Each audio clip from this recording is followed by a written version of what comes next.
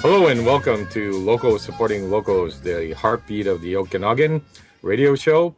I'm your host, Kevin Proto, and sadly, Paula will not be with us this evening. We have a very important topic this evening that we're going to be discussing, sustainable development, aka Agenda 21 and regionalism. For those who have been concerned, whether it be about genetically modified organisms, Monsanto, smart meters, sustainability, carbon tax, carbon credits, the Bill 24, which is the fight over the farmlands across not only BC but Canada, Bill C-18, which is a fight to stop us from saving our seeds. This is the show to listen to because this is where we tie it all together.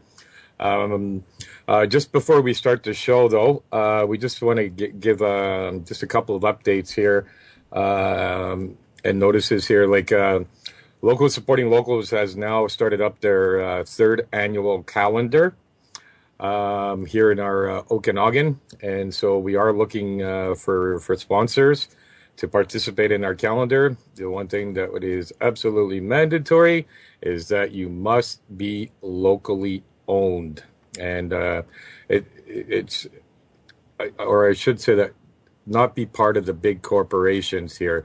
And so if you want to participate in our third annual calendar here, you can look us up at www.localsupportinglocals.ca. As well, you can check our archives for all our radio shows at localsradio.com. We're still, we got about 6 shows. This is our 6th show under our belt here. And Locals Supporting Locals is just about people trying to make a difference here, like myself here. And we're concerned citizens. So we like to bring on people that are accredited to speak on issues that affect us not only politically or across Canada, but more importantly, what we like to discuss is solutions as well, as much as we can. Some of the issues are quite big, but we try as much as we can.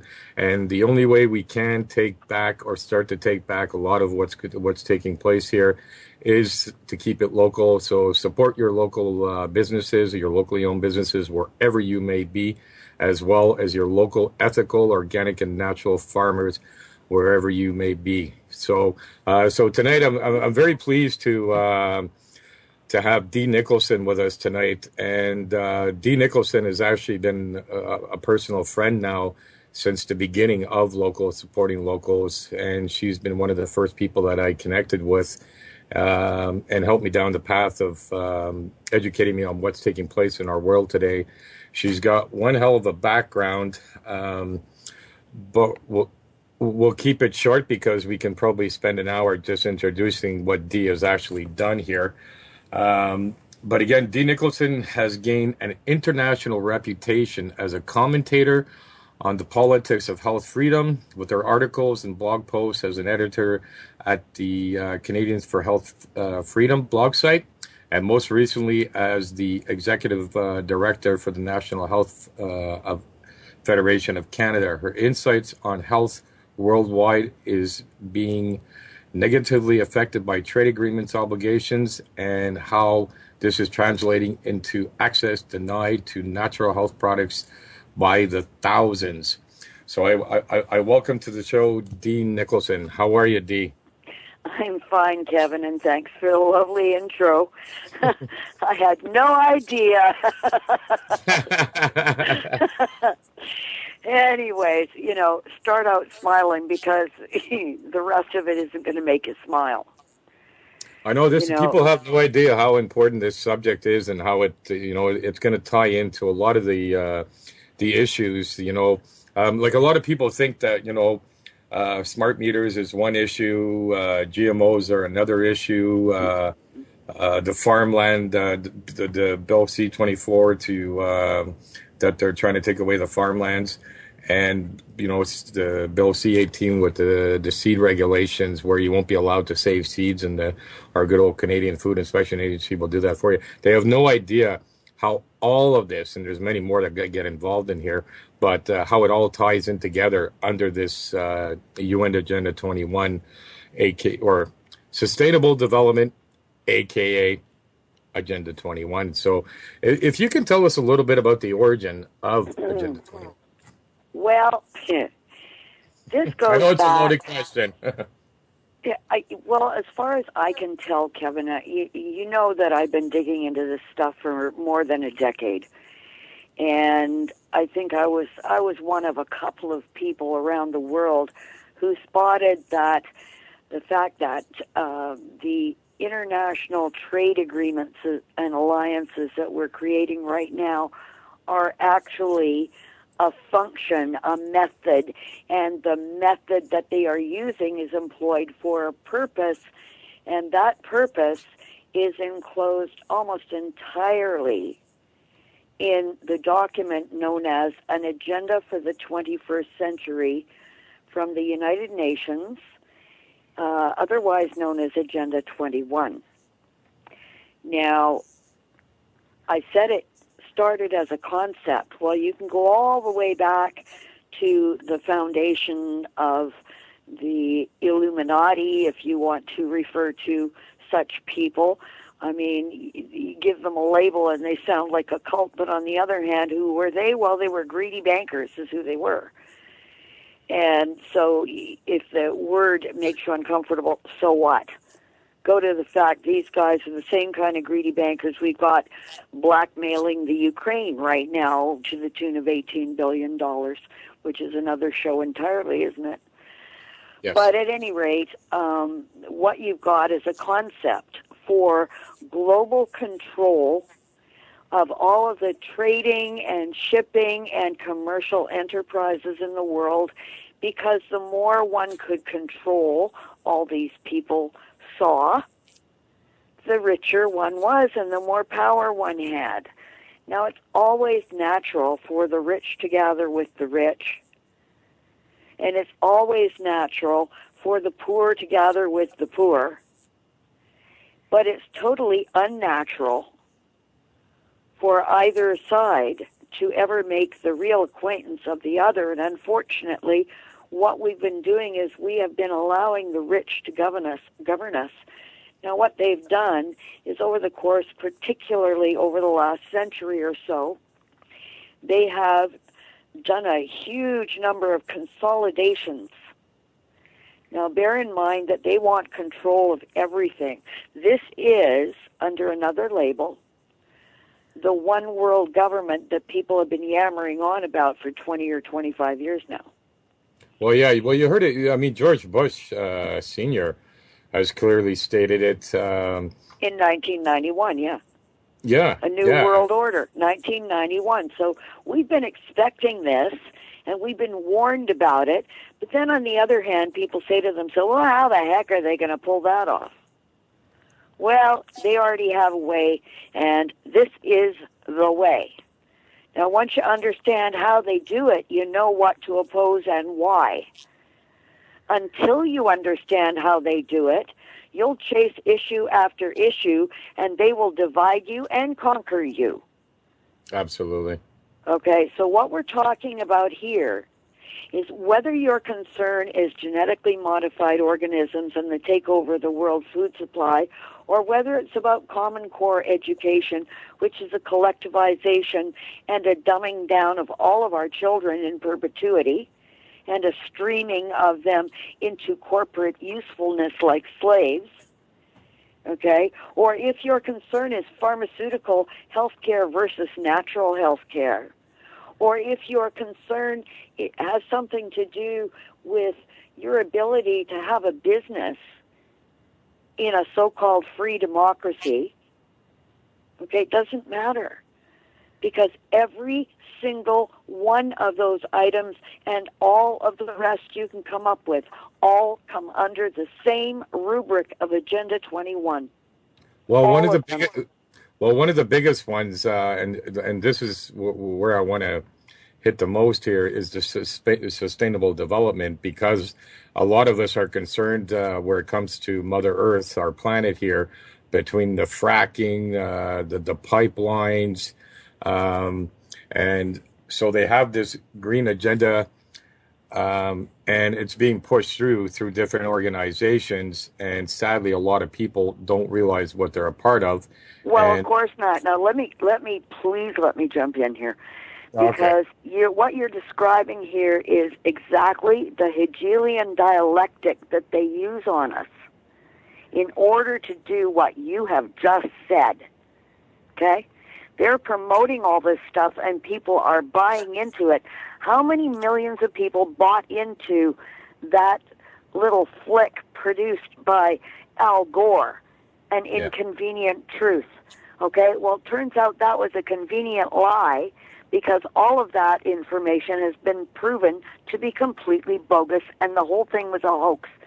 And as I said to you before, I said, as far as I'm concerned, that man ought to have his Nobel Prize stripped from him before they tar and feather him. well, kind of like I guess Obama with getting the Nobel Peace Prize Yeah, yeah, before but he even that's, became president. yeah, That's another yeah, show. but, Too. yeah, that's entirely another show. Go ahead. But, I mean, the bottom line here is really this.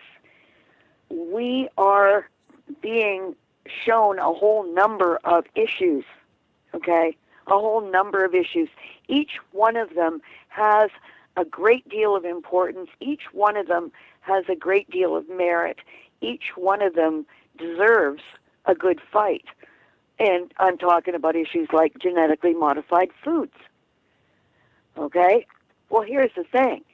Genetically modified foods are part of that international control of everything I was talking about earlier, where they get to control the food supply. Well, what happens when you start genetically modifying food and feed crops?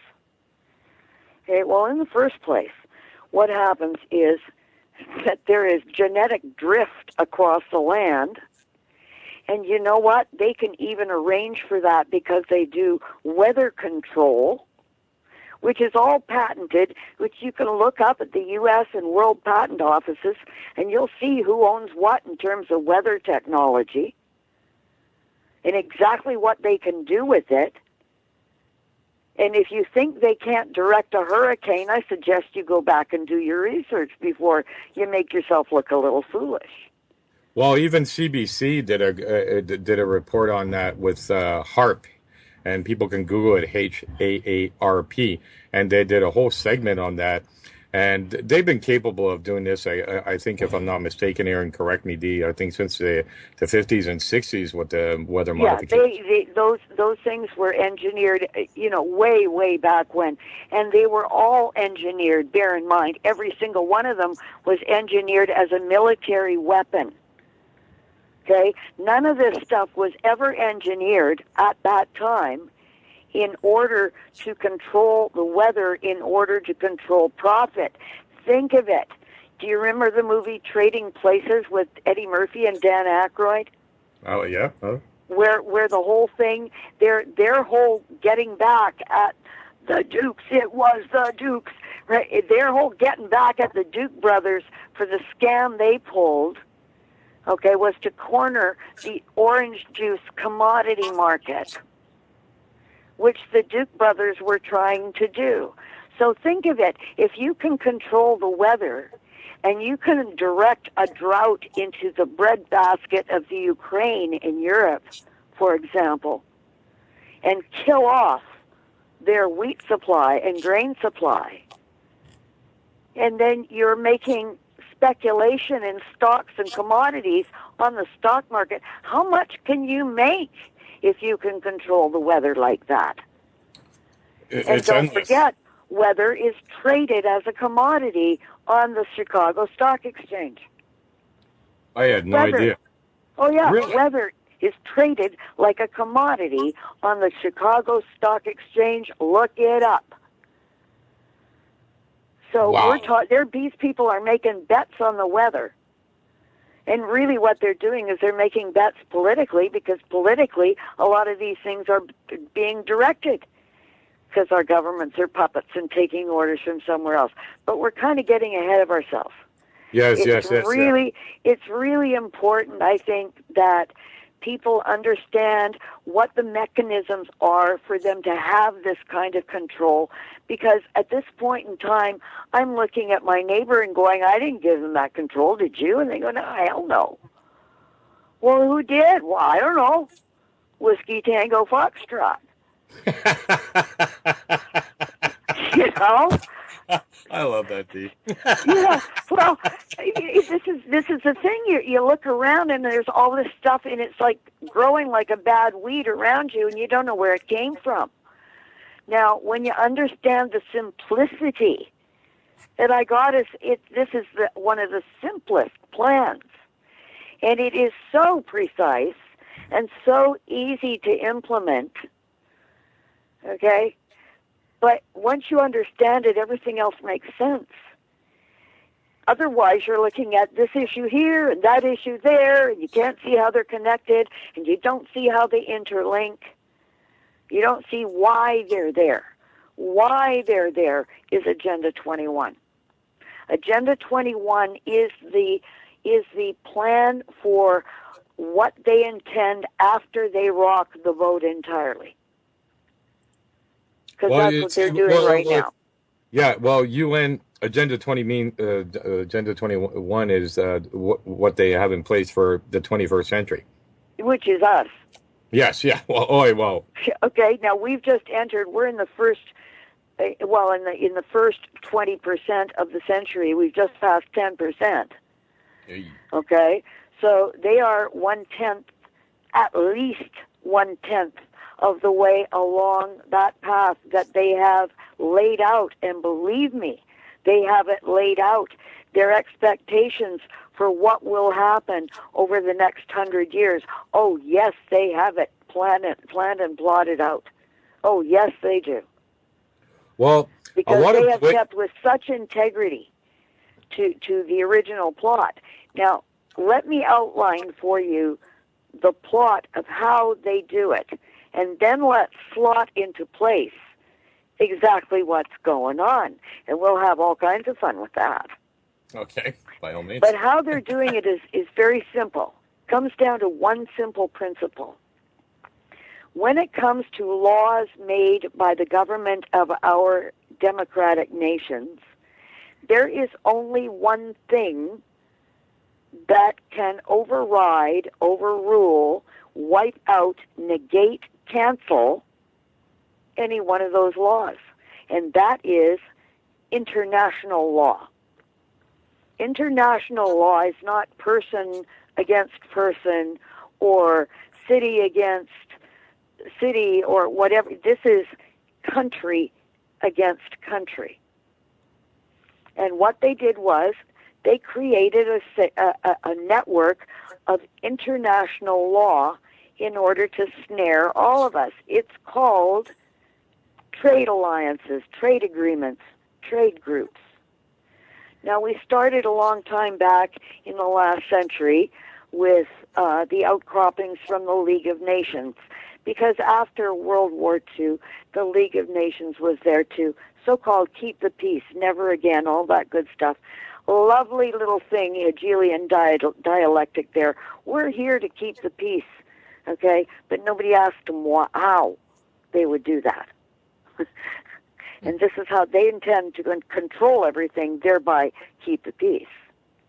So what did they do? Well, they aimed for this same trade concept that had been floating around for a couple of centuries already and had already been brought to fruition by such people as J.P. Morgan and John D. Rockefeller and the people who formed all those massive cartels at the front end of the 20th century. Okay? And what they did was they formed a little organization called the General Agreement on Trade and Tariffs. Okay? And the United Nations was being born all in the same time period. And what was happening was they were standardizing, trying to get bunches of countries to band together under the same rules so that they would stop being barriers to trade with all their nasty little sovereignties. Well, you can go all the way back into the Protocols of Zion if you have any faith in that document. I mean, whether you do or you don't, it's out there right now. You can see it. Henry Ford saw it in 1917 and commented just that. But the bottom line is, what is going on is that all roads are leading to Rome. Every single move that we make as a nation now is controlled not by our government, but by the trade alliances that we have made. Because every one of those trade alliances is international law. International law supersedes domestic law. And guess what other domestic law it supersedes? The Constitution and the Bill of Rights. Wow. Because they are also domestic laws created by Parliament. Yeah, but don't we have to enter into agreements, we the people, in order for this to take place? Because, I mean, really and truly, none of us have consented to this. Well, you would think so. I mean, as far as I'm concerned, and as I've been yelling the big question mark about it, I've been screaming at politicians saying, show me your mandate. Show me your mandate. Show me the law that lets you give away our sovereignty. Because I keep saying to these guys, you come to my door and ask for my vote, but you're not telling me when you elect me, I'm going to give away more of our sovereignty. And if you ever said that to anybody, would anybody vote for them? No. They wouldn't. They know we would say no. So they simply don't tell us. And all of this is done behind our backs in complete secrecy. This is why some MPs who are brave and have integrity and actually have an ounce of compassion and love for their country and for the people in it, like Brent Rathgeber from Alberta, who stood up last year and said, Mr. Harper, I'm sick and tired of being muzzled and sick and tired of representing your goals, not the goals of my constituents. And he left the Tory party. We all know that between Harper and Obama, and a lot of leaders of countries here, you sit there and you do as you're told. If you don't, well, yeah. I mean, let's not focus on those two. I mean, the big trade agreements that we signed in '94 onto the World Trade Organization. Well, that's the mother of all trade agreements. And when you dig in there, now here's something that's real interesting. I find this fascinating. Okay, and then there's another little trick that I find fascinating I'll go into after that. I find it really fascinating that if you want to investigate any trade agreement, now bear in mind they are all held in absolute confidentiality. These guys are sworn to secrecy. The people negotiating are not elected, they're appointed. We don't know who they are. Okay? We have no ability to censure them or to do anything with them, no authority over them whatsoever, but they're negotiating on our behalf, supposedly, in complete secrecy. It's for your safety, though. It's for your safety. No, it's for the safety of the patentable products that they're protecting through the trade agreements. Oh, trust me, I'm being sarcastic. Yeah, but you see, they do all of this in complete secrecy because if any of it got out, there'd be a stink like you wouldn't believe. And in the meantime, they'll say on the public level and all the mainstream media, they will say things like, oh, we're negotiating this wonderful trade agreement, and we're going to be able to do this, that, and the other. It'll create about 50,000 new jobs. Only thing they don't tell you is those 50,000 new jobs are going to be filled by the immigrants that are coming to Canada from China to fill those jobs. Or some other country. Well, I know, and I mean, it's crazy how they do that. Well, it's not. Well, they've been gutting us. Though. Oh, Kevin, this stuff is so beautifully planned. I mean, if it wasn't so ding-blasted evil, I mean, I'd be hanging laurel wreaths on their heads. This is so good, right? This is how really, really good this plan is, which is why it's been so really, really hard for us all to crack. Because we've been attacking all of the heads of the hydra, and every time we hit one of them, 2 more grow back. You know, so this is how we've been playing it. We've been going after all the little bones they're tossing us. Oh, chase the GMO labeling. No, you twits, it's not about the labeling, it's about the GMOs themselves. They are going to take over the food supply because of genetic drift. And we can't stop it. And labels can't stop that. And they can direct the weather any way they want. They can make those pollen bits go anywhere they want. Well, and that's Just why like it's driving a car. And then what? What? Everybody turns into Percy Schmeiser from Saskatchewan, the guy who got sued because Monsanto's GMO canola, which is rapeseed, got into Percy's natural canola field, infected it. Then they sue him for growing their patented seeds, which brings me to the TRIPS rules. Okay, I was about to tell you that I found it very strange that all of the information about these secret individual trade groups, and the terms that they are instituting in these trade groups, you won't find it on the website that they set up for it, but that's where you'll go to look ordinarily. Oh, gee, I want to look into the CETA.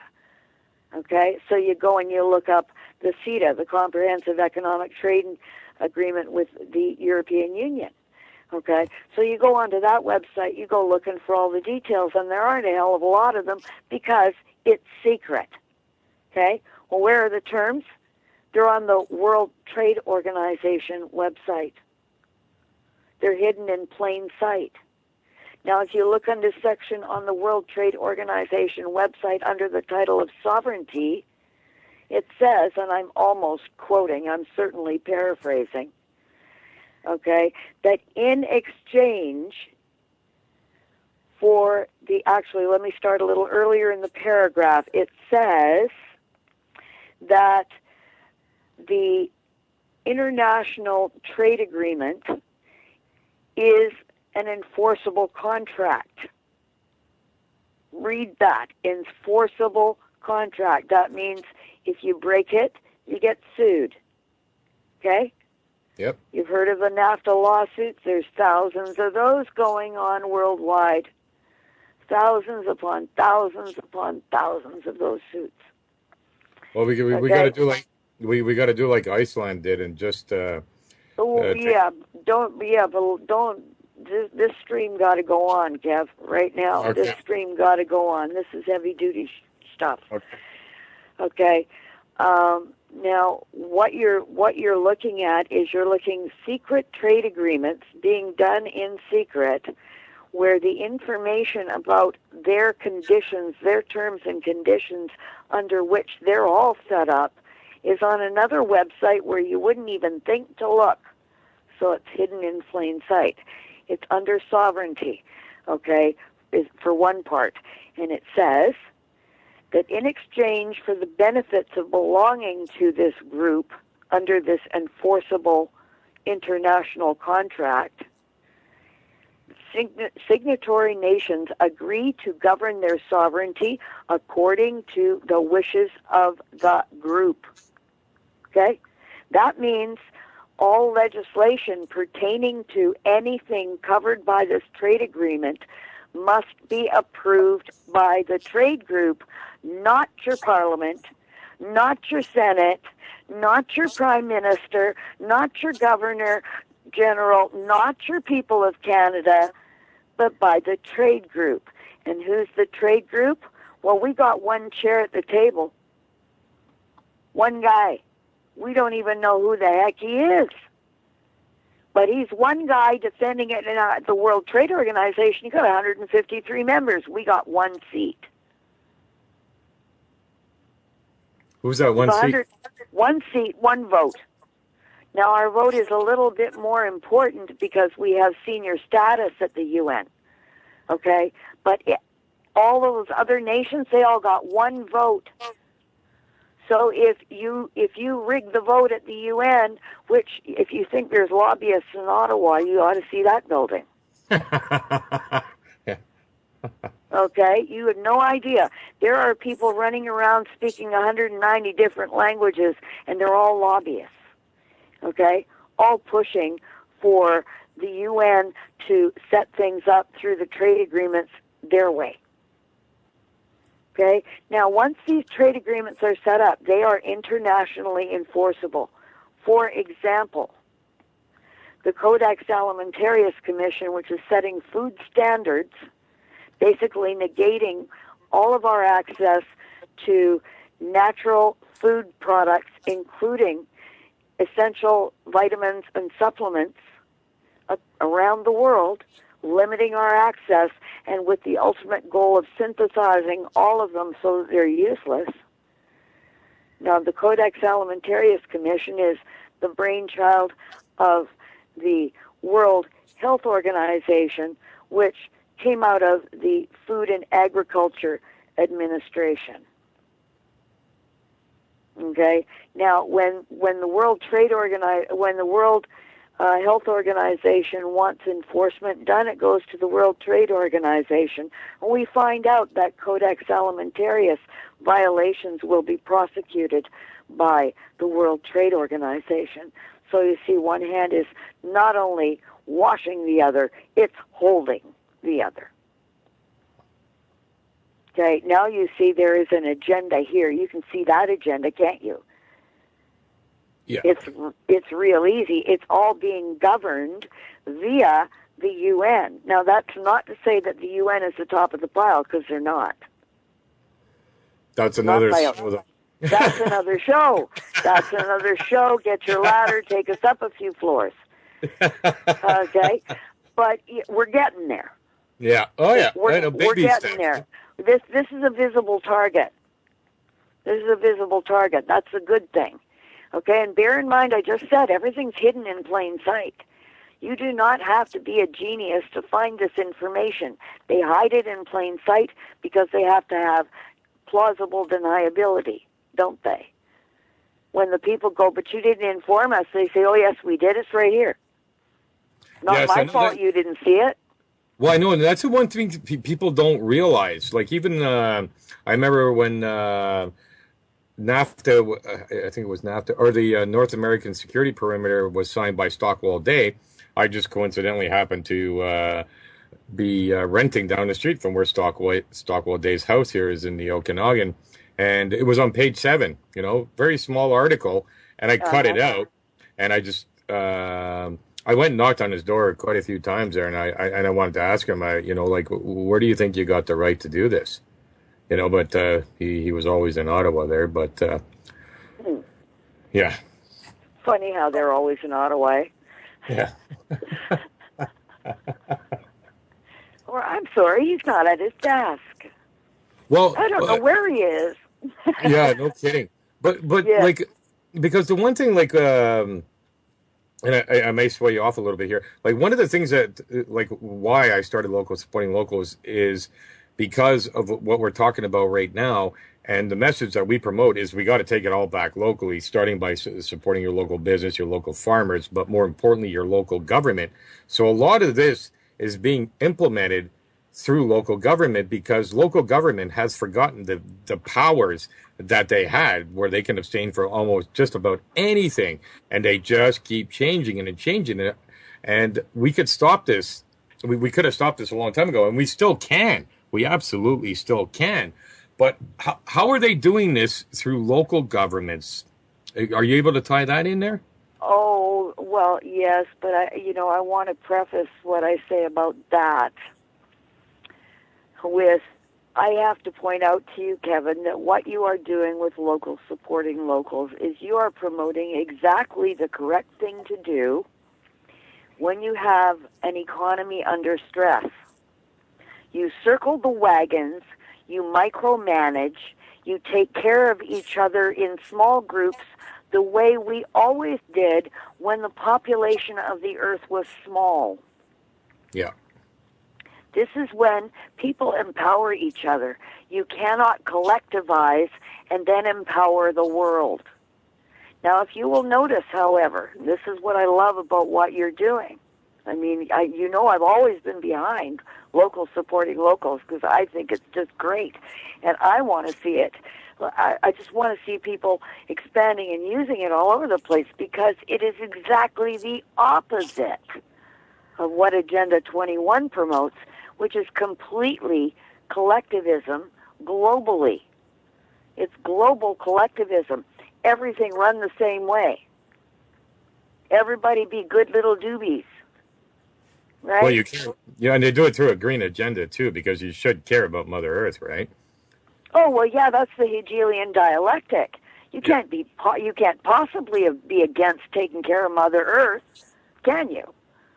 Well, no, I'm not against taking care of Mother Earth, but here's the thing: I'm not for the method you propose for taking that care. And that's the second question that people don't get to. Because I can remember back when we were, and you were involved back then too, Bill C-36, Bill Yes. C-36. You remember Leona Aglukkaq, our then health minister, talking about Bill C-36, the Consumer Product Safety Act, okay? And she was saying things like, oh, well, if we don't pass this act, then the government won't have the power to act, and we're going to have stacks of dead babies piling up from faulty baby cribs, right? So if you Yeah. disagreed with her, then you were for stacking up dead babies and faulty baby cribs. This is Yes. what it is. It's a word trap. Yep. It's a word trap. So when they say, are you for taking care of Mother Earth? Yeah, but not your way. Okay? This is where people need to make the distinction. Yeah, we are trashing Mother Earth instead of taking care of her. Yeah, we are polluting Mother Earth instead of keeping her clean. Yeah, back in the 50s, we did more true recycling than they're thinking of doing right now.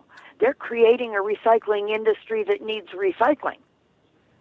Okay, back when I was growing up, and even when you were growing up, milk got delivered to a chute at the back door in a glass bottle, and we gave the bottle back. Pop came in glass bottles that got taken back to the store for a recycling refund. And they actually recycled their bottles. They had bottle washing plants. They refilled the same bottles. They used them until they were no longer usable. Well, it's funny you say that because I worked at Pepsi. That was my first big company union job, was working at Pepsi Cola back in the day when it was a bottling plant where you had three lines going. I mean, that place almost never shut down. There was 36 guys per Yep. line. And then when they brought in the plastic, all of a sudden you drop from 36 down to six guys. And now look at the mess we're in. Yeah, now look at the mess. And where does that come from, the plastic? It comes from oil, doesn't it? Yep. Now, we were using glass and recycling the glass in its original form. We weren't breaking it down. We weren't creating another pile of mess to break down something that we already made in order to use it in something else. We were taking it and cleaning it, refilling it, and recapping it.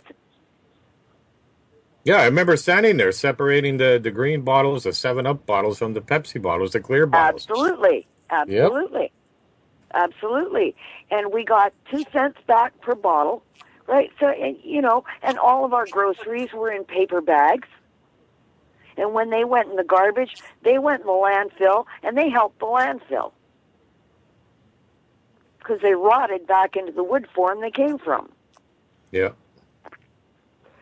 So you talk about the green generation, I'm laughing my butt off.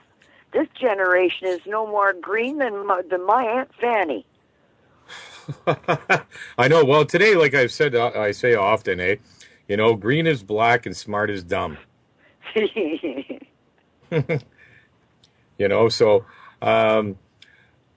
So, can we touch upon here, because I mean, I attended these meetings here. Something came to town here, and I was out with my first calendar, and I was handing out flyers, going around letting everybody know who local supporting locals was, and I got contacted from a group, Transition Town, Uh-huh. and yeah, and they asked me to come and meet with them, and so I did. And they liked what I had to say, and they said, how would you like to attend one of our meetings and, tell the people what you're doing? So I said, sure, that sounds great.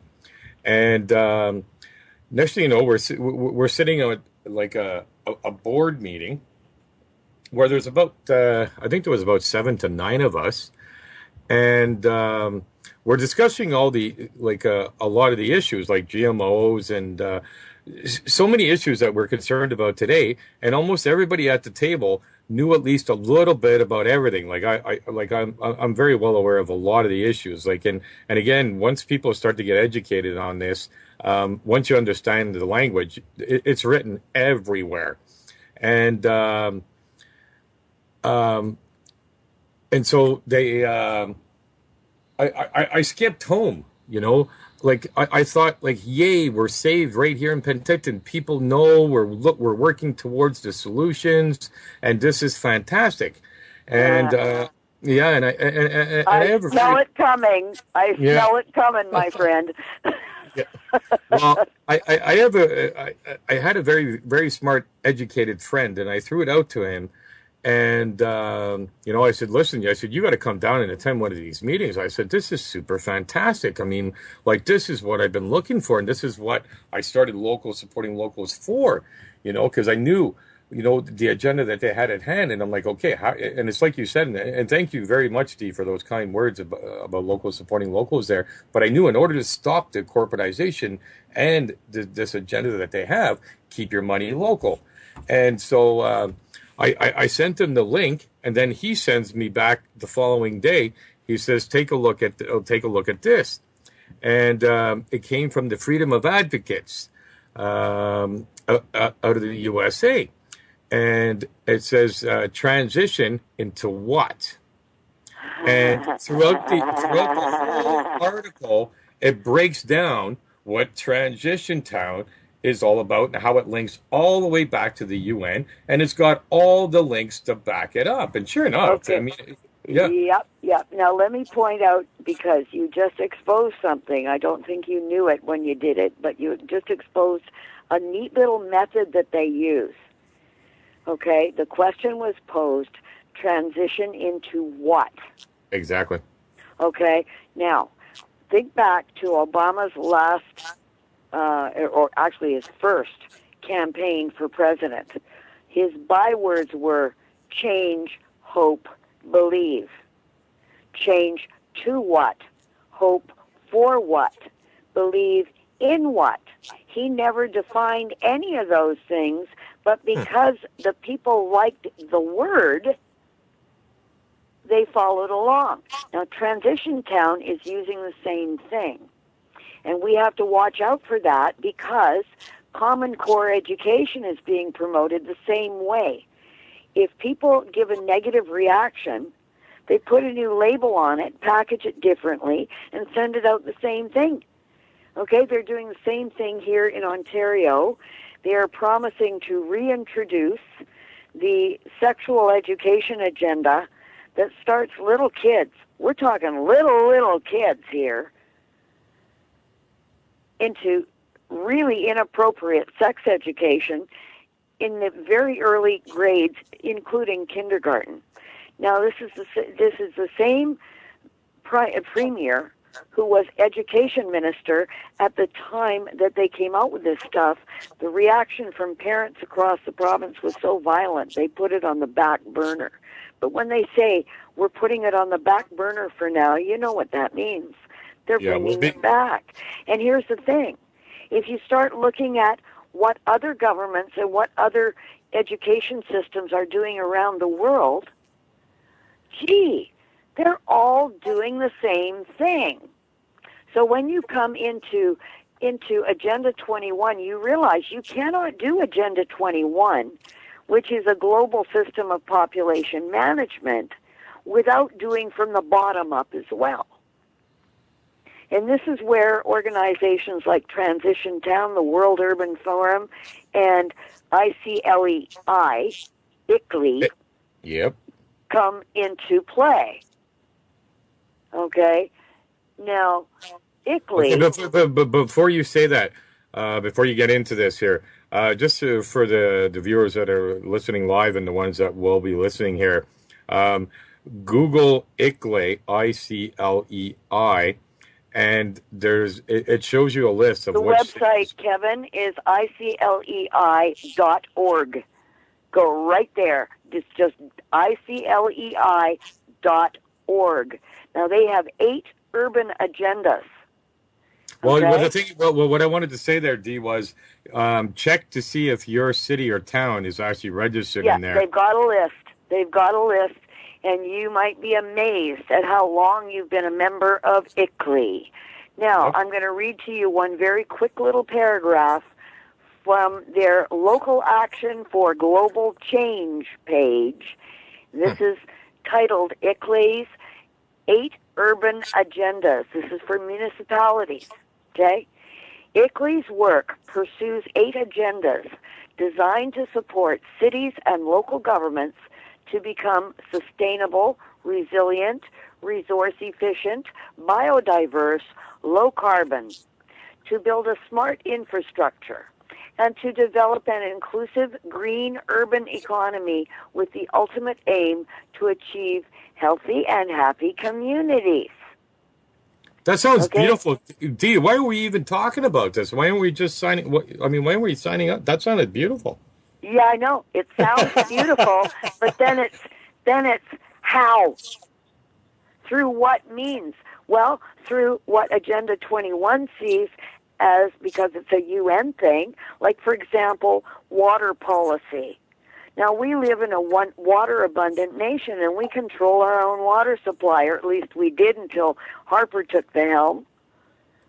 Okay, now a lot of our water is being shipped south, and Canadians would be shocked beyond measure if they had any clue how badly affected the aquifers that feed our families are affected. They would be shocked, and they need to look into it. But the thing is, your water, okay, your electricity, your energy, other kind of energy, these things are all municipal concerns. They're governed municipally. So in order to make Agenda 21 work, which is basically to bring everything under multinational corporate control, all under the same rules, they had to control the cities and the towns as well. So they go to ICLEI, and ICLEI promotes, oh, look at these lovely adjectives: sustainable, resilient, resource efficient, biodiverse, low carbon, smart infrastructure, blah, blah, blah, blah, blah, blah, healthy and happy. Sounds wonderful. Let's go for it. The only thing is that the way that these 8 urban agendas are accomplished is via Agenda 21. So in other words, what they're going to do is they're going to want to privatize your water. Okay? And they're already doing that too, eh? And Yeah, they are. They want to privatize your post. They want to privatize your energy systems. They want to privatize your water. They want to privatize everything.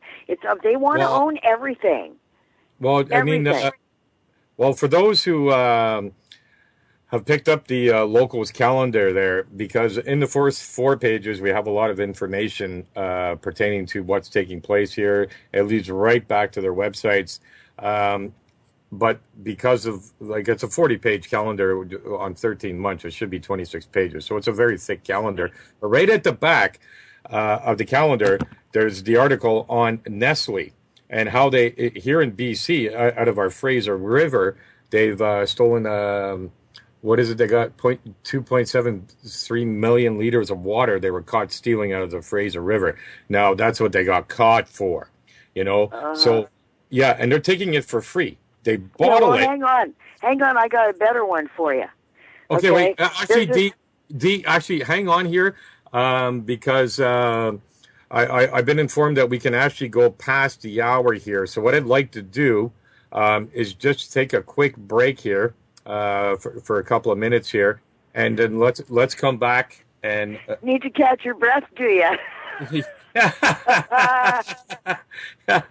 yes. Okay. So we'll be back in about 3 minutes here. Thank you. Good, then I can get off idle.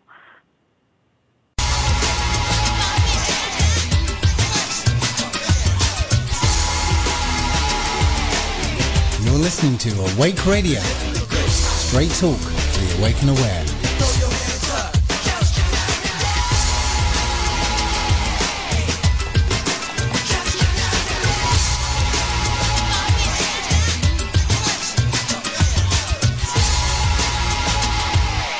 Thank you, and welcome back here. We just finished, or where we went to break there was on the part where we were discussing local governance here, ICLA, transition towns here. So if you want to continue here, Dee, that would be great. Oh, I want to continue. To me, this is like good sex. Oh. I gotta get a life. Well, hopefully everybody. Hopefully everybody enjoys the chuckle in between. Like this is, I mean, it's very serious stuff at the end of the day here. It is, but it's horribly overwhelming. And the thing is that if you can't see it objectively, it's going to drive you nuts.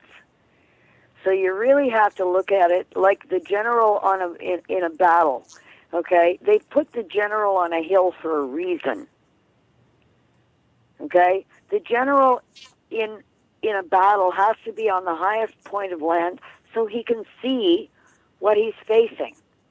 Well, now they don't have to do that because they got drones and stuff. But bottom line is, in the old days when everybody did everything by hand.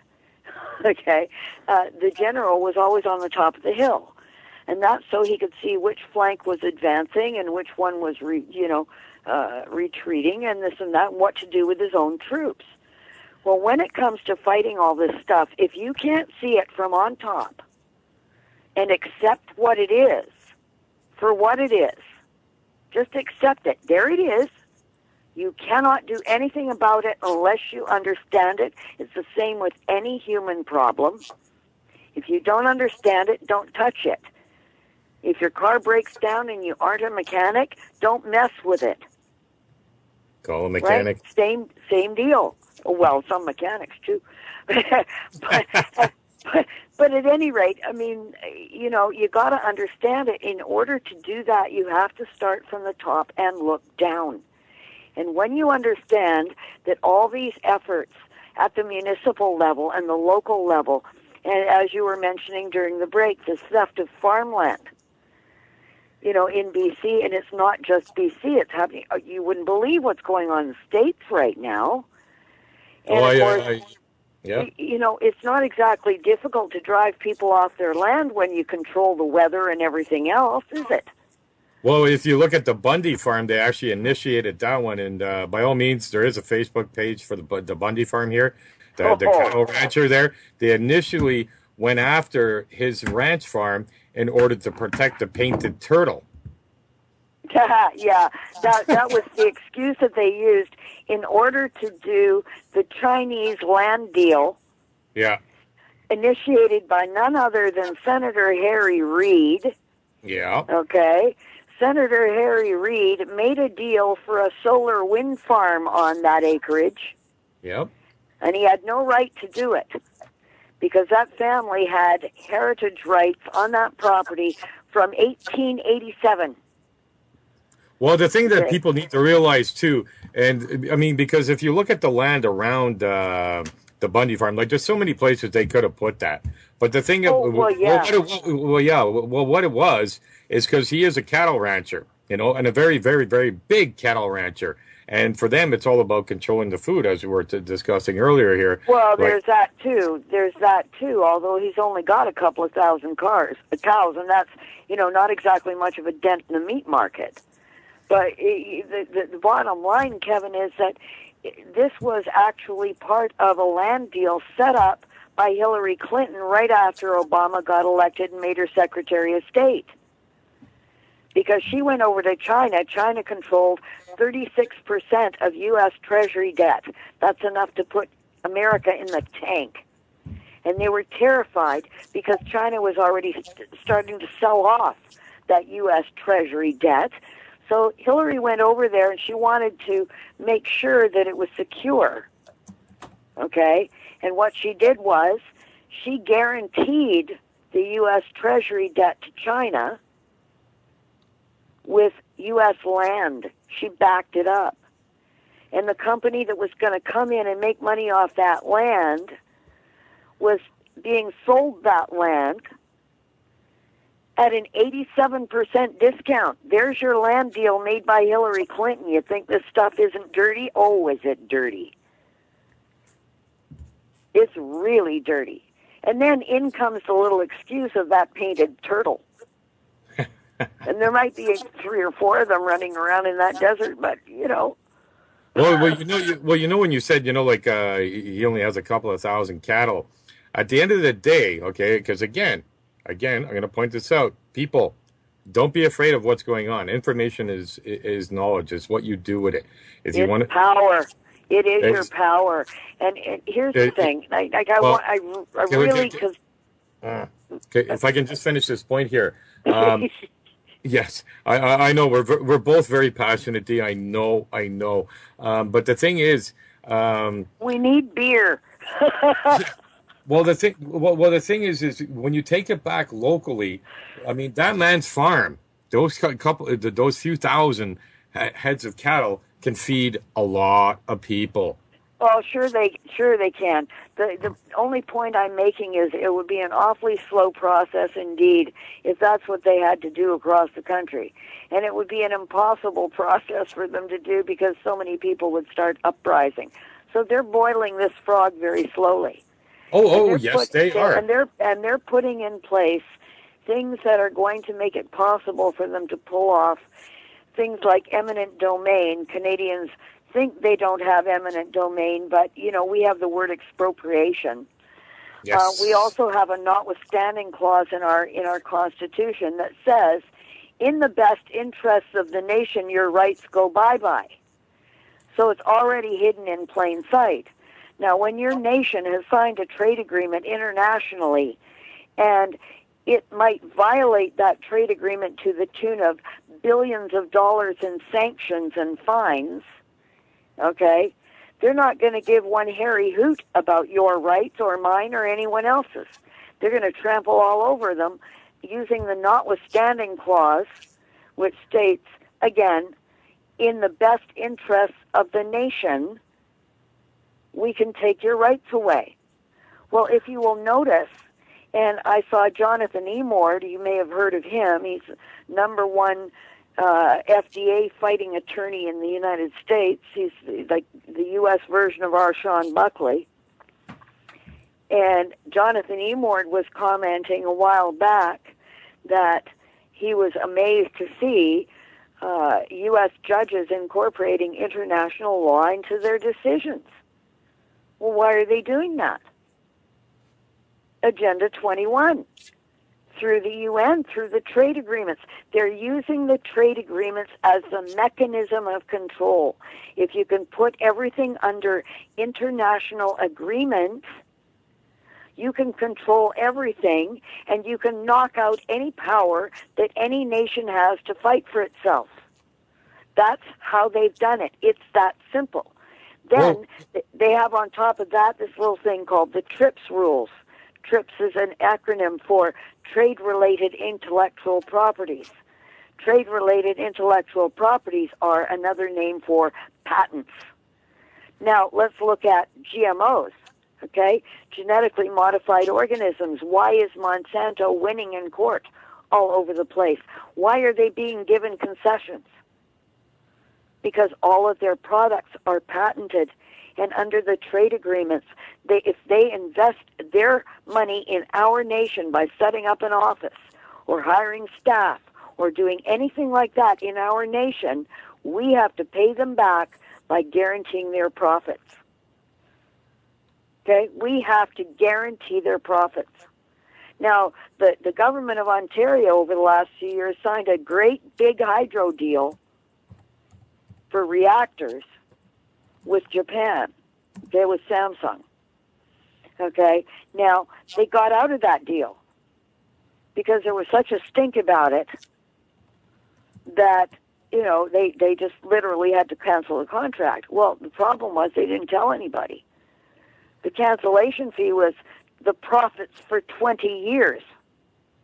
The expected profits for 20 years of Samsung operating this project.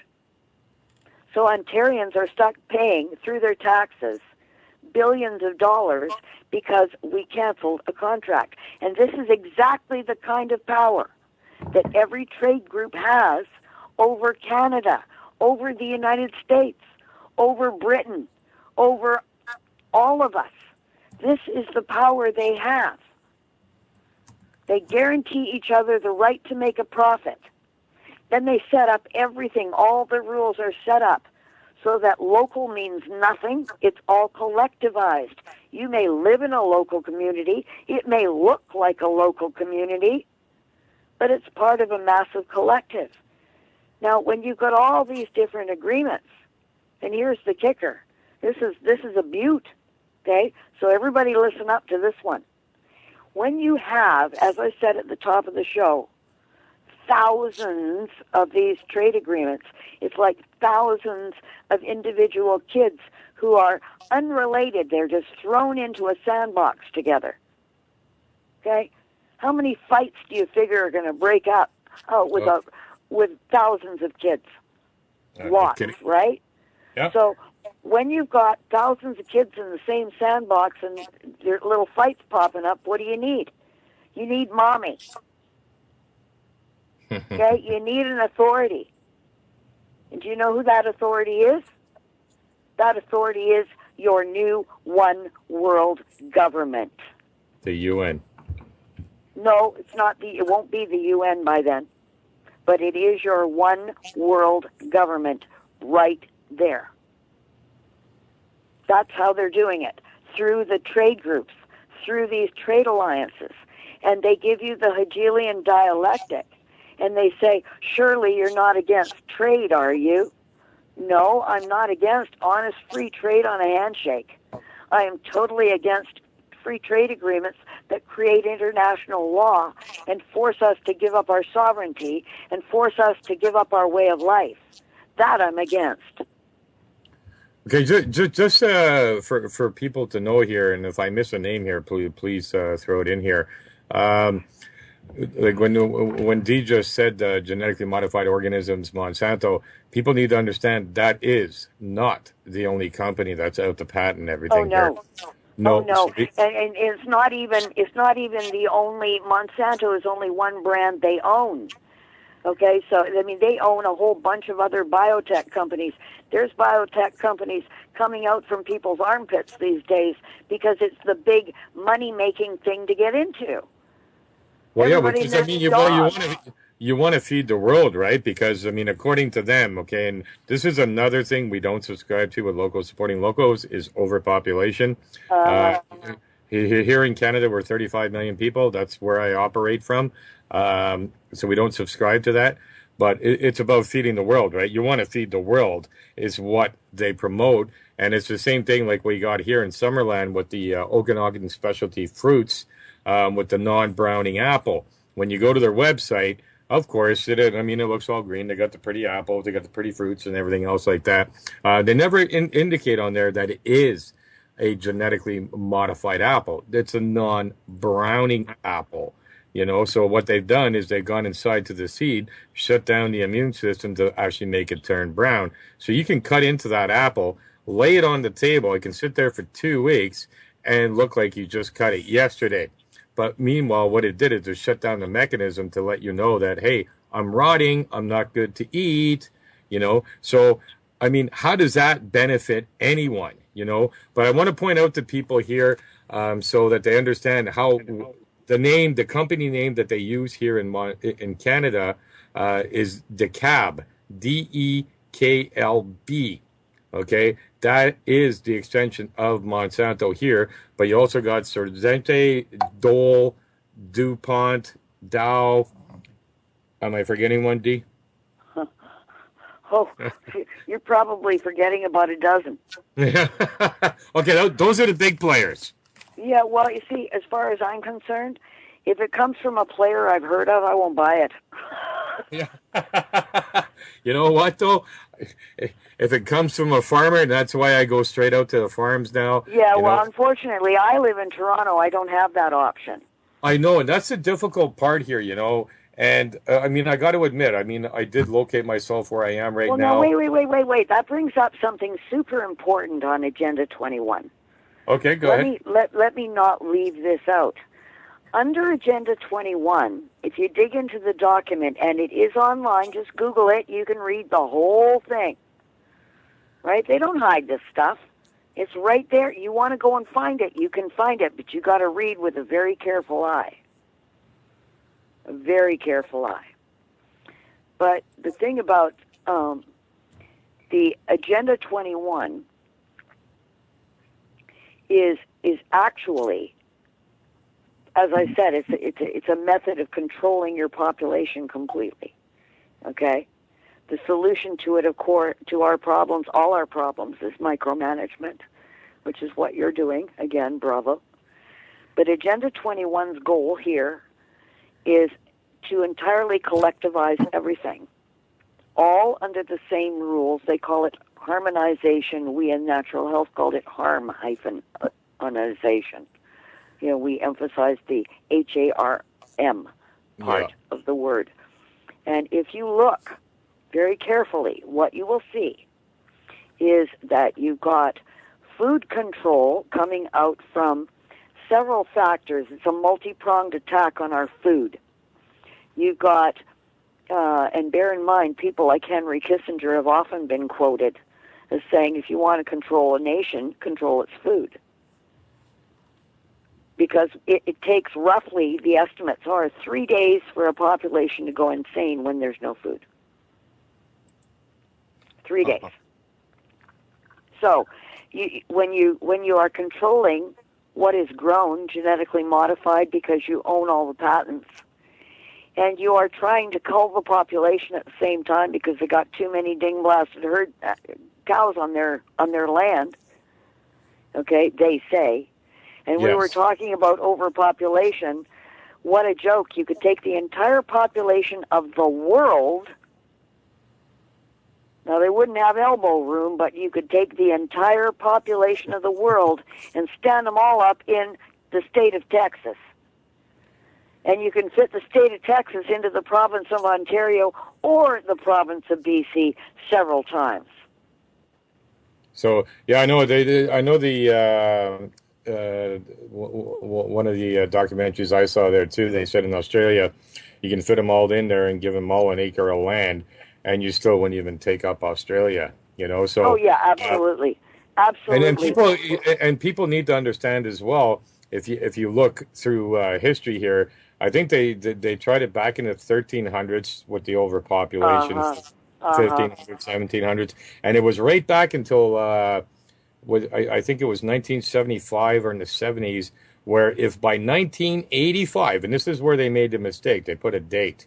If by 1985, if we haven't done something, this world is going to be in just utter chaos. And I mean, they create the worst disaster possible. And we're in 2014, right? How many are we here in Canada now, Dee? Well, 30, what's our population now? 33, I think, or 35 million. 30, I mean, 33 point something, I think. Yeah. So, and you know what? We've got a third of the population of the country in the province of Ontario. How's that possible? Well, okay, you know, and not only that, most of Ontario is vacant land. Okay, how do you figure that? But I got it. This is the point I wanted to mention about Agenda 21. Okay, go ahead. One of the things Agenda 21 states is, get this, private property ownership is not sustainable. In other words, they're saying that if wealthier people own all the private property, there won't be any place for the poor people. Okay, so they're going to rob from the rich and give to the poor. They say only it's not the rich they're robbing from, it's the middle class. One of the goals of Agenda 21 is to implement in North America at least Rex 84, which was a plan put together by Zbigniew Brzezinski and the Trilateral Commission way back when, and they essentially want to rewild North America and herd everybody into cities. Now, what I find real interesting on that score is everything we're talking about is being done globally. So then I look at some of the news reports that have been coming out of China, saying that China has built these mega cities out in the boonies and nobody's in them. They're fully built. They got, theaters, restaurants. You've heard of that, right? Yeah, well, it's happening here in Penticton too. I mean, we're like 35,000 in the off season, and it used to be about 75,000 in the in season here because it is one of the tourist capitals of Canada here, and we have so many empty condos here, and yet they want to start building up on the hill. But at the same token, too, what they're also creating is smart towns. Yeah, well, this is the thing. They want everybody under these smart grids because that's total control, because you get to monitor everybody. It's like one of those sci-fi movies where you can't do anything privately in your home because there's always a camera or a microphone listening to you, right? There's no privacy anymore. And what they've already got in our homes with smart meters that they forced on us, which are, again, patented goods. Yes. Okay? You see how that works? Okay? I mean, man, these buggers have it. They have it down. Like I said, if it wasn't so ding-blasted evil, you would have to call it the most brilliant thing you'd ever seen in your life. Because there it is. It's simple. It's direct. It acts on one simple legal principle, which is international supersedes domestic. And all they did was build around that one thing and push it forward.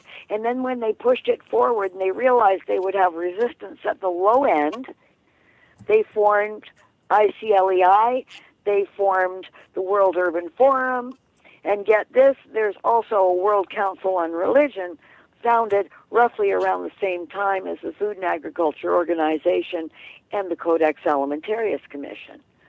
So what they're planning with religion, they've already taken over the New Age. Okay, the New Age spirituality isn't even spiritual anymore. I know. I mean, it's pathetic. I feel bad. I'm an old practitioner of the old and aficionado of the old ways, and I'm also, and I have to point it out.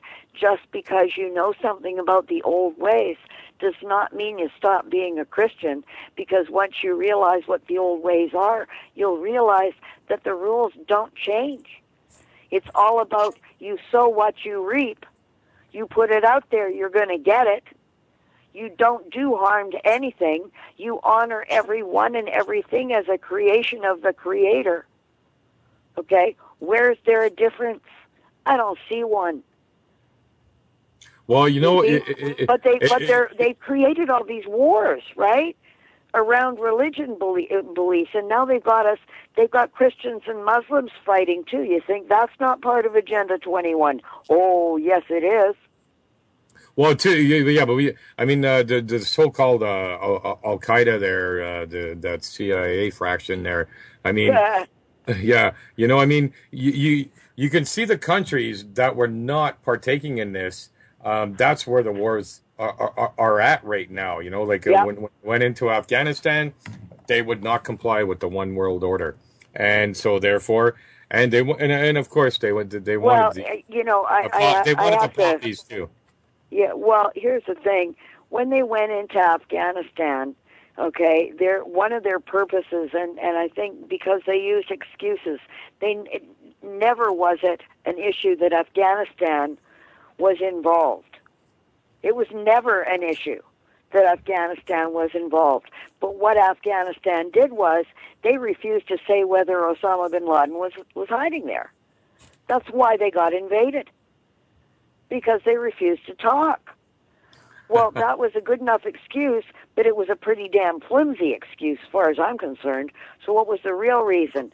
Well, Afghanistan happens to produce 90-something% of the world's opium poppies, and that was under threat from some warlords. So they went in there, and Canadian troops were guarding the poppy fields. Well, yeah. But don't forget, though, because, I mean, they saw what they wanted. And so they had reduced the poppy plants by, it was down to like 30. Well, the Taliban they brought the poppy production way down. Okay, the Taliban was, because they are the strict Muslims, right? And the Taliban went, and because they don't believe in drugs, they had cut down on poppy production by a massive percentage. And so all of that was about getting it back. And when the CIA went in there, of course, they're up to, what was it, the second year after the invasion of Afghanistan, they went back up to nearly 200% of what they were before. I mean, the story is incredible. And then when you go over to Libya, this is where it gets really dirty, because what you have is a guy who had turned his country from a desert into an oasis, from a country that was ruled by a real dictator by the name of King Idris, kicked that guy out in a bloodless coup, turned the place into an oasis, gave his citizens, each one got about $15K US every year from the oil revenues. All post-secondary education was paid for, no matter where you went for it, even postgraduate. Medical care, dental care, mental health care, and housing, all covered. And Gaddafi swore that he would not live in a house himself until every Libyan who wanted one had a house, and he kept that promise. And he built the man-made river system, which was one of the first things that NATO bombed into oblivion. Well, they had one of the cleanest... Why did they do it? The issue is why. They had one of the cleanest aquifers, one of the most beautiful aquifers down there, too. It was pure as glass, okay? And what was the reason why they did this? Well, for the last 10, 15 years or so, Gaddafi had been encouraging all of the national leadership in the something like 37 different nations on the continent of Africa to go to a gold-backed dinar for their currencies. And, of course, the IMF couldn't handle that. No. So I found it real interesting that 2 weeks into the no-fly zone, and this is while Gaddafi was still in control of Libya, all of a sudden, the IMF, which had no business being there in the first place, the IMF steps in and establishes the Central Bank of Benghazi. Now, the Central Bank of Benghazi had no reason to exist because Benghazi wasn't the country. Central banks are national banks. And they didn't have control of the nation, so where did they get off establishing it? Well, a few weeks later, they'd murdered Gaddafi. And after all of that went down, guess what flag was flying over the Central Bank of Benghazi? The Al-Qaeda flag. Oh, imagine that. Now, isn't that fascinating? And of course, now they're all back. Now, Iraq still doesn't have its own currency. Their currency is not being traded on the world market. They're being held up. There's all kinds of kerfuffle going on in apparently in Kabul right now. Again, they got all kinds of mess going on, and these people haven't even got their currency back. 3 nations right off the hop over the last few years who've been trashed back to the Stone Age. Then you go back to Czechoslovakia, and now we can look at the Ukraine. So what's going on here? Well, you know what? All these people getting attacked, as you said, all these nations getting attacked, all these nations being targeted for, quote, regime change, end quote, are the ones who are arguing with their puppet masters. They're saying Agenda 21, shove it where the sun don't shine, pal. And the next thing that happens is Obama comes in with the U.S. Army. So there you go. In the meantime, while they're trying to keep, things relatively calm in the Ukraine because people know so much, but behind the scenes, the IMF has already offered the Ukraine a bribe of $18 billion, but they can only have the money if they take back Kiev. Really, eh? Yeah, so I know there's a lot more going on. Yeah, and this is the thing that people need to realize is if you think that what is going on in the Ukraine is entirely unrelated to your own personal battle against GMOs, think again. Because it's all part of the same agenda. GMOs are part of the agenda. The Ukraine is part of the agenda. Taking over nations that won't agree is part of the agenda. If they won't agree, buy them with money, indebt them forever, and then strangle them with debt. Okay, so let's go back to now that you say that too. The one thing I've noticed going across Canada, right here in Penticton, BC as well, is speaking of putting them in debt, is these new revitalization programs are where they want to beautify your community here, and where are the cities getting their money for these programs? So they paved the streets, they changed the sidewalks. And especially here in Penticton, what they just did, they paved the street and they made it so that it was a wider sidewalk, and you're like, wow, okay, that's kind of cool. And then you realize it's actually so the car can drive up there and park on a fancy sidewalk as opposed to the street. And it's just like, okay, this doesn't make sense. But apparently, from what I understand, and if you can, correct me or tell me if I'm right or wrong here, a lot of this money is being borrowed from the IMF, and that in turn puts you into debt. And now you've made a deal with the devil here, and so when you can't pay your debt, or you have to implement these agendas to go along with this. Yeah, well, their goal is not to free you from slavery. Their goal is to enslave you. And you can read everything backwards like it's being said in front of a mirror. Because when they say freedom and when they say equality, they mean anything but. They don't mean equality in the good sense. They mean equally poor. Right? And that's what they're making us. If you look at the statistics, okay, today on CBC, they were talking about how the rich got 14.6% richer. How's that possible when the rest of us are starving? I know. Well, that's because they're controlling. Now, listen to this part, because it pertains to LSL. Okay? Here's the thing. You go to your supermarket, okay? And you look at all that lovely produce and all the products, and they're from all over the place, right? You look at your produce, and you don't get, even in the summertime, as much locally grown stuff as we used to. Although they do make a little bit of an effort. No, well, not at the Safeways, anyways. Well, in Ontario, they do make a little bit of an effort to promote Ontario grown. Okay? Oh yeah. But don't forget, Alex Adamanenko wrote about this in the second annual calendar here, how they changed the term local. So even if it comes from 50 miles across the border, they can turn it local. Exactly. What's local? Local to what? Yeah, exactly. That's local their to term. What? And that's according to the Canadian Food Inspection Agency, the one that's supposed to look after our food, the protection of our Canadian food. And meanwhile, as opposed to Harper's Weekend, yes. Yes, the ones that didn't catch the E. coli breakout there at the Alberta farm there in Brooks there. What was that? The name of that company there with the beef? Excel, I think it was Excel or something. Oh, it was Excel. It was Excel Meat Products, yeah.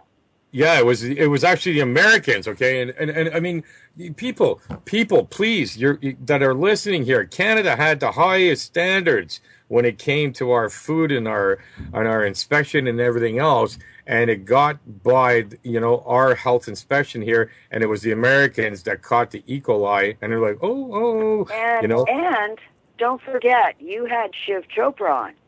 Okay? Now, Shiv Chopra comes out of Health Canada in veterinary science. Okay? And Shiv Chopra also says that we used to have state-of-the-art testing facilities in Canada. They sold them. They sold them. Well, here's the scary part too. People don't realize like what XL meets. Like, and I didn't realize this either. I mean, I don't like I do. Like, I'm very fortunate where I am, where I'm able to go out and support my local farmers and get organic beef or natural raised beef here. But apparently, like XL you cook. What's that? Oh, like you cook. I'm a great cook. I worked in the restaurant for 13 years. Trust me, and I am single, ladies. If you're looking, I am single. I'm a great cook. And he cleans up nice too, girls. He looks like Kevin Costner. Well, actually, apparently, because of my high forehead and apparently my eyes, they call me Chief Capilano, or CM Capilano, as he prefers to be called. Term me Frankie Blue Eyes. He thinks dear. he thinks I look a little bit like Frank Sinatra there. But anyways, apparently XL Meats was actually supplying to 3/4 of Canada. Uh-huh. That is concerning to me. So look, they were having 5,000 head of cattle come through the front door. 5,000 cattle are coming out the back door. So if you notice, and I know you know this, and I remember as a kid, and it's amazing how much I appreciate this today, as much as I thought it was a big pain in the ass to go shopping with my mom and dad there. But my dad, he took the butcher course, and we would go down to a part in Montreal where there was like a street full of butcher shops, and you go in there and you could see the racks of cattle or the beef being brought in, and it's stored in the fridges, and and it was a smart thing back then. You order a quarter, half, or full cow, and people, we got to go back to this, okay? Order it that way. But he taught me all about beef, so I know my beef, and hanging it for, I think it's 1 week is A, 2 weeks is double A, triple A is 3 weeks hanging. Now, there's no beef hanging in any butcher shop in Canada. Nothing's aged. It's all tenderized, not aged. Well, that's how the E. coli broke out. They had it, and they showed it on CBC. Okay, again, people, they show it to you.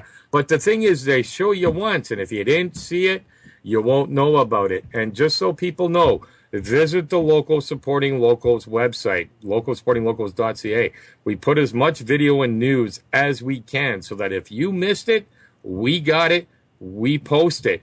And when they tenderize the meats, when they stick those pointy needles right into the E. coli, and this is what happens and how E. coli gets into hamburger here, is when they ground it, all the E. coli gets mixed into the meat. So as steaks, it's not as prone to E. coli as hamburger here. But when they stick the needles in there, what the E. coli that was sitting on top now just went inside, and they even turned. They had the black lights.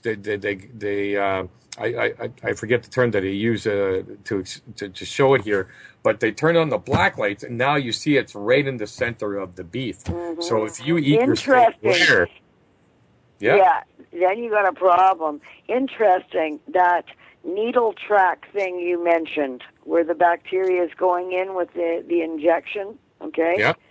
It's the same process that happens when they take biopsies of tumors, people. Really? Yeah, really. It's called a needle track. So they're actually poking the cancer right into you then? Well, yeah. I mean, well, they're actually, what they're doing is they're pulling it out of you, but they're pulling it along the needle track. Oh, crap. right? So they're bringing cancer cells outside the actual tumor body, which means that if any of them are going to go metastasize, they just made that possible. They don't tell you that beforehand when they ask you to sign the consent forms, though. That's another thing they want to control. Okay, let's not leave out healthcare, shall we? Oh, I know. Well, actually, right here, Dee, believe it or not, and this really bothers me a lot because I was really involved with Idle No More, and I've noticed it's nothing but Idle now. Right here in West Bank, Kelowna, on the Indian Band Reserve, they're building the first private hospital. Oh, Lord. Yeah, yeah. You know, and so, you know, I mean, people need to understand that we have to unite here. You know, like it's like that old. I think it's Spanish there. The people united can never be defeated. Yeah. You know, and we got to do that. You know, like we highly recommend that you start a local supporting local chapter where you are. Okay, but in order to use the name, you have to follow a code of ethics, and by all means, go to the local supporting local.ca website, contact us, and we'll show you what we're doing here, and we want you to implement it where you are. There is no charge to this. This is from the heart, and we just want to show you what we're doing here. Okay, very, very, very important here, because these agendas cannot be applied worldwide.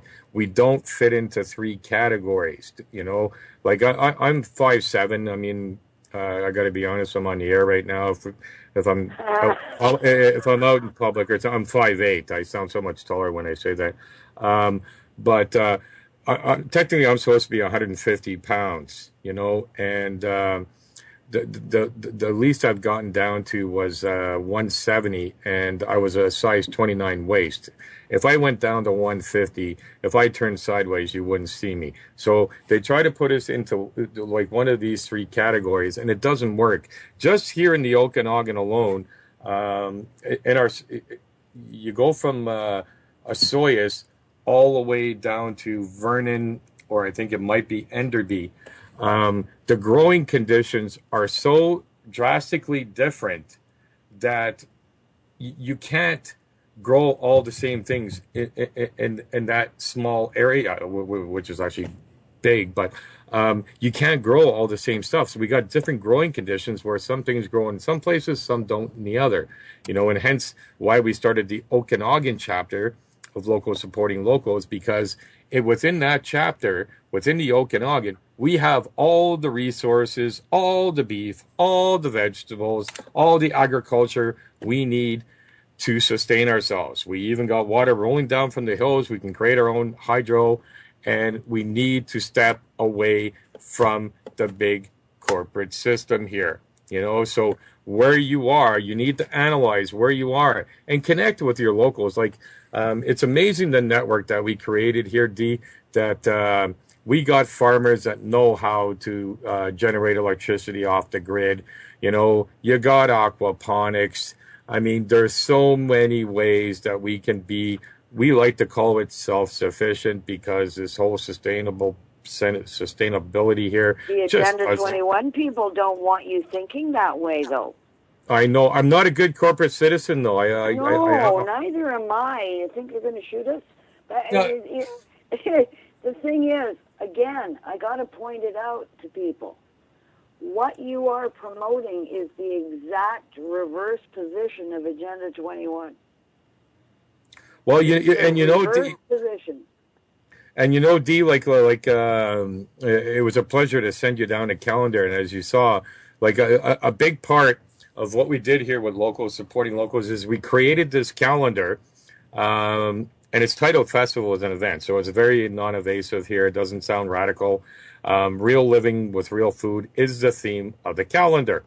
Inside, it tells you who we are, what we do, why we do what we do, and why it's important to shop locally. It's not a fad. They make it seem like it's some sort of fad. Look at me shopping locally as their pinkies go up. You know, it is the backbone and the heart of every community here. And it's the same thing with your local farmers here. And so That's the number one thing here. But then we roll into the solution. So all the photos are of our local ethical farmers, who they are, what they grow, how to find them all again. And it's got our festivals and our events on the days of the month, as well as our farmers markets. Very, very important, where to find them. And then we have money-saving coupons on the back, geared to get you back the $20 that we were initially selling them for. And the sponsorship for the calendar is extremely inexpensive. You can go to the website and see. But this is geared to fund your organization, because you don't want to have to fundraise if you need a pen and paper here. So we geared it this way. It was devised this way so that the only way you exist is if your local businesses and your local farmers are actually supporting you in what you do. If you can't get enough local businesses and farmers to support what you're doing, I highly, highly recommend that you move. Mm-hmm. Yeah, really. You know, because that means your town's too far. That's putting it succinctly. You know, if but we're your now local people aren't of the same mind, get the heck out. Exactly, you know, and so, but just to let you know how fantastic it here. And I got to admit, it's been tough. I've had to deal with 5 smear campaigns that I know about concerning myself when I started this. I've got 10 bruises on my bum from trying to help people and getting screwed here. You know, and it's, you know what? At the end of the day, at least take me out for a glass of wine, whisper in my ear, do something before you do that. Yeah, really. I mean, I need bio oil for the scars on my back from knives. Yeah. But that's that's the way it was. It was created, is for exactly that purpose. Nobody's meant to get rich in this, but the thing is in order to get the message out there and help educate the people, is we use the calendar and we use the website. Now we got the radio station here. You know, localsradio.com. Go to localsradio.com for all the archives. You know, Awake Radio is being simulcast around the world by a number of stations here. So we're actually being heard at a global level here. But our message at the end of the day is keep global local. Yeah, kick out this global thing, because you know what? None of us are really global. None of us are. We occupy a very small portion of the surface of the earth. And each of those portions is unique, like snowflakes, just like we are. And each of them comes with its own set of challenges, and each one of them comes with its own climate and its own needs and its own natural environment. And you cannot collectivize and expect anything in nature to survive properly. What's going to happen is you're going to wind up with a desert. Well, that's what they did. That's what they did to California. Mm-hmm. Oh yeah, I mean, they're desertifying all kinds. They really are culling the population. And for those people who think that's not on the agenda, it is. You can Google a little speech made by former Secretary of State Robert McNamara, who then went on to become the head of the World Bank. And he said that, you know, they were disappointed in the level of lowering the population growth and depopulating, and they had to take more aggressive means. And he said, how, and this is a direct quote, how by natural means, famine and disease. And if you look at how the diseases are being promoted, well, GMOs are causing diseases, chemtrails are causing diseases, fluoride is causing diseases, aspartame is causing diseases. Vaccinations. Food, vaccinations, pharma products. You know, the leading cause of death in America is heart disease, followed by cancer, followed by medicine. Well, I thought I read that apparently the number one cause of death in the U.S. used to be car accidents, and now it's actually pharmaceutical. No, No. No? No. Really? If Okay. you add in the iatrogenic deaths in hospital, deaths from unnecessary surgeries, just medical screw ups, Yeah, and that's what I mean. include the drugs, then it's by far and away number one cause of death. Okay, then that's what I When read you then. but when you look only at properly prescribed pharmaceuticals, they kill 108,000 Americans every year. Properly prescribed and taken pharmaceutical products kill 108,000 Americans every year. Divide that by 365 people, and somebody's losing mommy or daddy every day. Yeah, no kidding. Okay, Dee, on that note there, we got about 15 minutes left here. We're just going to take another quick break here, just for 2 minutes, and we're going to be right back. Thank you for joining us this evening. This is a very, very great talk. Thank you so much for joining us, Dee. Okay, we are going to be back though, right? Because we're not done. Oh yeah. You know it, sister.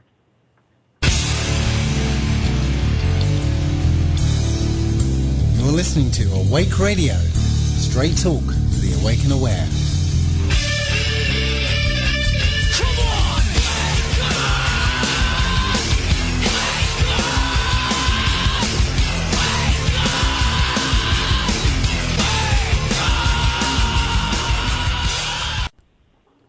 Thank you, and welcome back to Loco Supporting Loco is the heartbeat of the Okanagan here.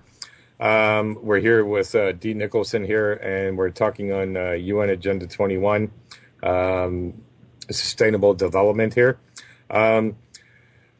Sustainable Dee, for who? yeah, I know. It's amazing how much that word just turns me off, and that's why with Loco Supporting Loco is we promote being self-sufficient. Yeah, exactly. I mean, self-sufficient is a term that I wish people would be more familiar with, because if they recognized that self-sufficiency does not mean isolation, it just means you solve your problems. Well, right? Dr. Shiv Chopra spoke about that. He says humans are the only species on this planet that doesn't feed themselves. Mm-hmm. You know, I mean, we've grown so accustomed to going to our big corporate stores here, and I don't know if you've seen. It's actually been done twice here, but I saw this video. It was in Italian. You kind of like, I'm not Italian, so I couldn't understand, but you didn't need to. And it showed in the grocery store how this Italian man had his table, and he was giving samples of his pork sausages. And coincidentally, as you came up, he just ran out. And so he put up his finger 1 minute, and he reaches down, and he's got a little pig pen there, and he picks up this little piglet, and he's got this machine beside him. And people are looking, and, you know, oink, oink, oink, oink. And he opens the top of it, and he throws a little piglet in there. And they're like, what the heck is going on here? You know? And then he hits the start button, and it starts to ground. No, you and I both know that doesn't work that way. But of course not. But you're watching as the pig is being as the machine is twirling here. You see the meat coming out, and they're freaking out. I mean, the women are slapping him. I'm just losing it. But it just goes to show you how disconnected we are with our food. You know, I know. so, I have a friend who took her small daughter out to a farm to show her, you know, cows and calves and sheep and lambs and all that good stuff. And when the child figured out that what she saw in the field and was petting in the corral was the same thing on her plate, she swore off meat. She's 4 years old. I know, especially kids, you know, and that's why I respect, like one of the farmers that's on our calendar here, the Sassen farm. You know, I mean, he's got 2 kids, and that's why he went back to farming once he started to see the world for what it really was, and he was living in Vancouver. Him and his family moved up to Oliver, and he started up his own organic farm here, and he had everything on there: pigs, goats, ducks, you name it, had it. Heirloom tomatoes, and it was him that actually. He asked me. He says, "Kev, do you know how many varieties of tomatoes there are?" And I'm like, "I don't know, about six." He goes, "Roughly about 900." And I'm like, "What?" Uh-huh. But in our grocery stores we see about three. Yeah. And one of his saddest days is when he had to slaughter the chickens. Because I mean they become pets to you. You go out there, you Yeah. feed them and everything else like that. Yeah, And good he morning, says, girls. yeah, yeah, exactly. And so it was a very sad day for him. Because it's almost like you're butchering a family member. And he says, Uh-huh. and he says, and he put it out to me as well. He says, until you can come out and butcher, what you eat, you shouldn't eat it. Mm-hmm. And I wholeheartedly agree, or at least view how it's done, so you know where your food is coming from. Mm-hmm. You know, Yeah, you need and to understand, and I have to point out to people too that there's a reason why people always say grace in front of their meal. There's a reason for it, and that reason is energetic. Now, this yeah, may be a little bit afield, but you have to understand that your thought energy and your intentions are measurable things. This has been proven by science over and over and over again. Even doctors allow that people who are prayed for get better soon, yeah, right? People who are not prayed for, they heal, but over a longer period of time. yeah, So, we know for a fact, it's absolutely proven that our thoughts can change the nature of things. And consequently, grace was developed so that all of the food that was on our table was blessed, was transmuted into its purest possible form for our consumption. That was the purpose of grace. And one of the most famous graces that people said, and I haven't been anywhere where they don't know this particular one, is, bless this food to our use and us to thy service. So in other words, make the food as pure as possible so that it's going to nourish us, so that everything that we can do honors nature, honors God, honors creation. That's the purpose of grace. Now, when you put that kind of vibration even into a GMO, it's going to do you less damage. So it may sound crazy, and you may think I'm crazier than a cut cat for suggesting it. Trust me, I'm not. If you look up the science, you'll see I'm telling the truth. I know, but let's not put it out there that they just bless our food and GMOs are safe, though. No, we can't do that because, people, you can only affirm what you really truly believe. So unless you really have an affinity for your own spirituality and your own heart and a real connection with things, your grace is going to be kind of half-butted, to say the least. Well, So, okay, it's not a cure-all. It's not by any stretch a cure-all, but it is something that we ought to be doing with all our food, GMO or not. And the reason I say that is because even our conventional food, because it is grown with pesticides and with fertilizers, it does not have the elements in it that were necessary to our diet. For example, sulfur. We used to use sulfur as a major antibiotic. And, of course, there's no money in it, so that went by the boards. But they also took sulfur out of the fertilizers that they used, and sulfur out of the vegetables and out of the soil. It was naturally occurring with the chemicals they're using. So we're no longer getting those ingredients.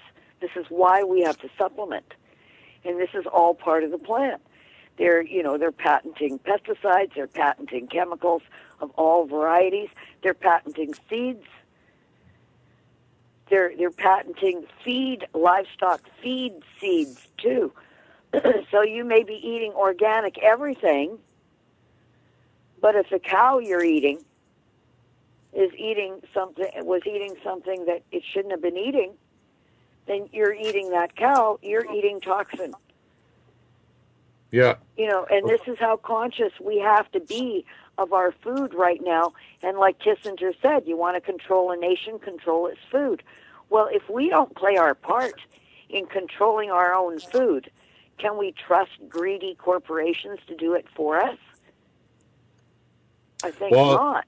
No, I know, and I got to wrap it up here, and it's always sad at this point because yeah, I know, because we could go for 2 more hours. Oh God, yeah, you know, and so and that's why we're definitely going to have you back on, Dee, here. But at the same token, here, you know, for some reason, you know, they've taken it upon themselves where, you know. And I know a lot of respectable cattle farmers where the cows get to graze and walk and be free, and you know not have to stand in their feces like they do in these industrial farms, and you know they led a happy life before they went to slaughter, and when they did, you know it was quick and fast, you know, and all you got to do is watch a few documentaries here. A lot of them are out there. And by all means, please educate yourself. If you do not look into what we're talking about right here and you want to make comments, and I see this happen all the time, I post something on something and all of a sudden, you know, well, that's not you and this and that. And it's like, okay, I just posted that a minute ago and it's a 30-minute video and you're making comments. Please don't comment. You know, really and truly do your research into this. You have to understand, why is it that Dee and I, who are just concerned citizens here, are speaking up like we are? You know, why are we so concerned? Because we care, you know? And at the end of my day, like I was saying earlier, I have no wife. I have no ex-wife. I have no kids. But why is it I seem to care more than those who do? Often I have talked about genetically modified organisms to a woman or a family here, and they look at me and say, you know what, we all got to die sometimes, you know, and then they're like, come on, kids, you know. And so just remember, when you do that, when you choose to be ignorant, you are writing the future for your child right there. And you know what? To me, you shouldn't be a parent, but that's just my thoughts. I won't go further into that. So we're going to wrap it up here. Now, in wrapping it up, I just want to let the folks know here in the Okanagan, if you're in the Penticton area, we are continuing to work with the Wild Scallion, which is a locally owned restaurant here, and they specialize in raw dinners and organic. And we're doing what we local supported locals started is dinner, movie, and a chat. And so you order dinner, and you're not obligated to order dinner. If you want, you can come there and have a glass of water if you want. But by all means, bring an appetite because it's some of the best food you'll eat. But the way this thought came upon is, as a family, we always sit down to dinner and we discuss how our day went, and so. That's what we're doing here. So we show the movie, eat dinner while you're watching the movie, and then we chat after. But more importantly, we chat about how we're going to take it all back. Okay, at a local level, take back your local government. It is the only way we stand a chance. All revolutions have started from the bottom up. It's all grassroots. Stop looking up for the second coming, because the second coming is you. So join us next week. And we will be following up with Agenda 21. We have a lot of shows that will tie in to show you how Agenda 21 ties into the smart meters and GMOs. And go to localsupportinglocals.ca, check out our event schedule, our videos, our news, and check out our archives for this show and some of our other shows at localsradio.com. As well, Dee, if you can let people know how to visit your blog, that would be great. Well, I'm at deenicholson.wordpress.com. That's my blog page. And if you want to be on my email list, just send me a note there, and I will put you on my list for the posts that I do send out. The blog site is not as active as I would like it to be right now, but the email newsletter certainly is. Yes, I'm on that. I'm on that list, and yes, it is. So by all means, Yeah, by I'm all on yours, and means. yes, that one is too. Okay, thank you everyone for joining us this evening, and we'd like to thank Awake Radio for hosting our show, and we'd like to really give a big thank you to the Liberty Beacon for doing their part. We all have a role, people. Know your role, take your gifts and the knowledge that you have, and join a group, start a local supporting local chapter, and let's take it back locally. We can do it. Have a good night, guys.